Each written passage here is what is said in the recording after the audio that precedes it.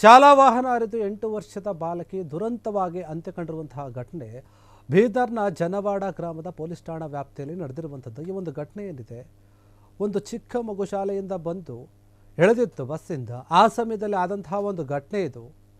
ಇದೇ ಒಂದು ವಿಚಾರ ಏನಿದೆ, ಜನವಾಡ ಒಂದು ಗ್ರಾಮದ ಪೊಲೀಸ್ ಠಾಣೆ ಒಂದು ಕ್ವಾರ್ಟರ್ಸ್ನ ಬಳಿ, ಪೊಲೀಸ್ ಠಾಣೆ ಒಂದು ಕ್ವಾರ್ಟರ್ಸ್ ಇದೆ, ಅಲ್ಲಿ ಆಗಿರುವಂತಹ ಒಂದು ಘಟನೆ ಇದು.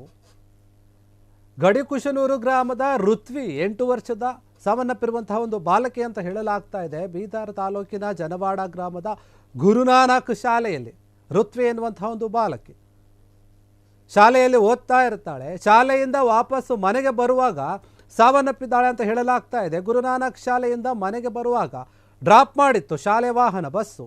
ಆ ಬಾಲಕಿ ಸ್ಕೂಲ್ ಬಸ್ನಿಂದ ಇಳಿದು ಬಸ್ ಪಕ್ಕದಲ್ಲಿನೇ ನಿಂತುಕೊಂಡಿದ್ಲು. ಬಸ್ ಪಕ್ಕದಲ್ಲಿ ನಿಂತ್ಕೊಂಡಂತಹ ಒಂದು ಬಾಲಕಿಯನ್ನು ಗಮನಿಸಿದ್ದೇನೆ. ಆ ಒಂದು ಬಸ್ ಚಾಲಕ ಬಸ್ಸನ್ನು ಓಡಿಸಿದ್ದಾನೆ. ಈ ವೇಳೆ ಬಸ್ಗೆ ಸಿಲುಕಿದಂತಹ ಒಂದು ಬಾಲಕಿ ಸಾವನ್ನಪ್ಪಿದ್ದಾಳೆ ಅಂತ ಹೇಳಲಾಗ್ತಾ ಇದೆ. ಹೀಗಾಗಿ ಬಾಲಕಿಯ ಸಾವಿನ ಸುದ್ದಿಯನ್ನು ತಿಳಿದಂತಹ ಒಂದು ಕುಟುಂಬದವರೇನಿದ್ದಾರೆ, ಬಿಮ್ಸ್ ಆಸ್ಪತ್ರೆಯ ಒಂದು ಆವರಣದಲ್ಲಿ ತುಂಬ ಜೋರಾಗಿ ಅಳ್ತಾ ಇದ್ರು. ಅವರೊಂದು ಆಕ್ರಂದನ ಮುಗಿಲು ಮುಟ್ಟಿದೆ ಅಂತ ಹೇಳ್ಬೋದು. ಇದೇ ಒಂದು ವಿಚಾರವಾಗಿ ಜನವಾಡ ಪೊಲೀಸ್ ಠಾಣಾ ವ್ಯಾಪ್ತಿಯಲ್ಲಿ ಪ್ರಕರಣ ದಾಖಲಾಗಿದೆ.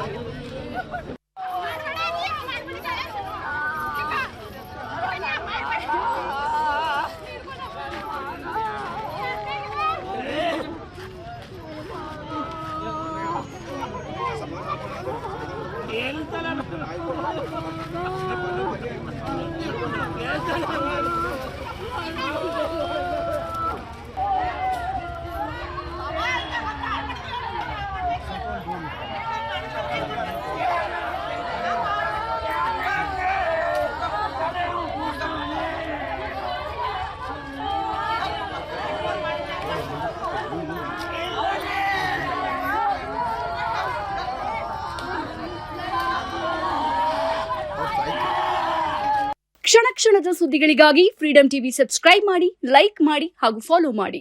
ಹೊಸ ಸುದ್ದಿಗಳ ನೋಟಿಫಿಕೇಶನ್ಗಾಗಿ ಬೆಲ್ ಐಕಾನ್ ಮೇಲೆ ಕ್ಲಿಕ್ ಮಾಡಿ.